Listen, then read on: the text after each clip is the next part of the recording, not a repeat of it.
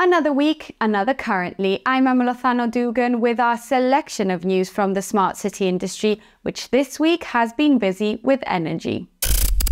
Let's start from the top, geographically speaking. Finland's largest distribution system operator, Caruna, has announced the implementation of next-generation smart meters with home area network or HAN functionality.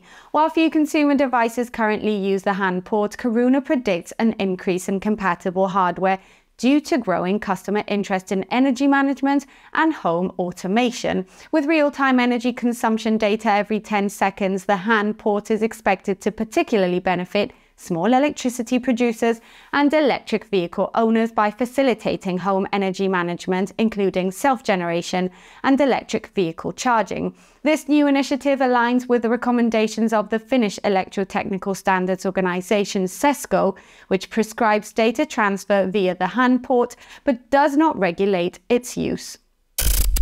Stoen Operator, the network operator subsidiary of E.ON in Poland, has announced plans for a phase 2 rollout of 400,000 smart meters. The company aims to complete the installation of these meters between mid-2024 and the end of 2026. The procurement process for this phase will involve selecting 2 independent suppliers to reduce the risk of delivery delays, and the phase 2 devices will communicate with a proprietary head-end system, the locally developed meter data acquisition system, and the DSO platform. Phase 3 of the rollout is scheduled to start in 2027.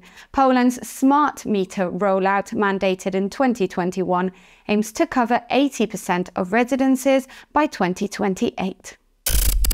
ESB Networks, the state-owned Irish electricity company, have completed the process of developing a private cellular network in collaboration with Sigma Wireless Communications and Nokia. The new LTE core network and radio access network, set to be operational from late 2023, will play a crucial role in delivering ESB Networks' Networks for Net Zero strategy and the Irish government's Climate Action Plan. The development of a purpose-built telecommunications network aims to enable the integration of renewable energy into the grid, decarbonisation of the electricity network, and the electrification of heat and transportation.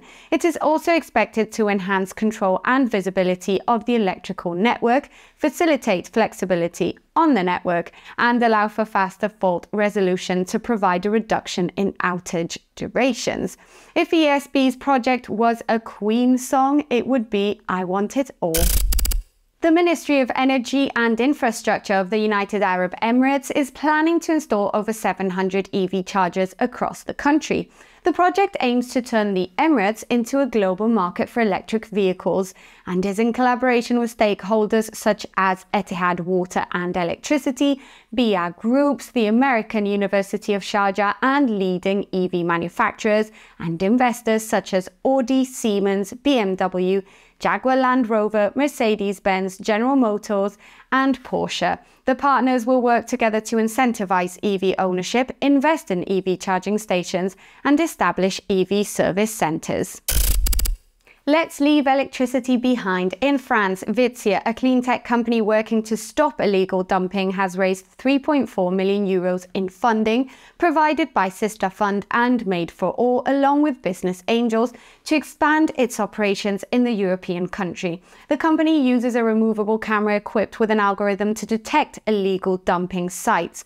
By working closely with municipal agents to map problem areas, Vizzia helps identify the motivations behind illegal dumping and enables local authorities to take appropriate actions, such as installing voluntary drop-off points. The company claims that it has already helped reduce illegal dumping by an average of 80% in the cities where its devices are installed, resulting in annual savings of 80,000 euros for each municipality. Still in France, Rennes company Pure Control, which specializes in AI-based equipment control, has completed a second funding round of 7 million euros. The funding will be used to accelerate the company's development in the water market and diversify into the industrial sector. Pure Control has been deploying its solutions primarily in water management with the support of its existing investors, OK Wind and Veolia. The company aims to strengthen its position in the water management sector and showcase its unique approach to hyper-monitoring, prediction and real-time control to other industrial sectors. It also plans to rapidly implement its proven use cases in the industrial sector, targeting 1,500 sites by the end of 2023.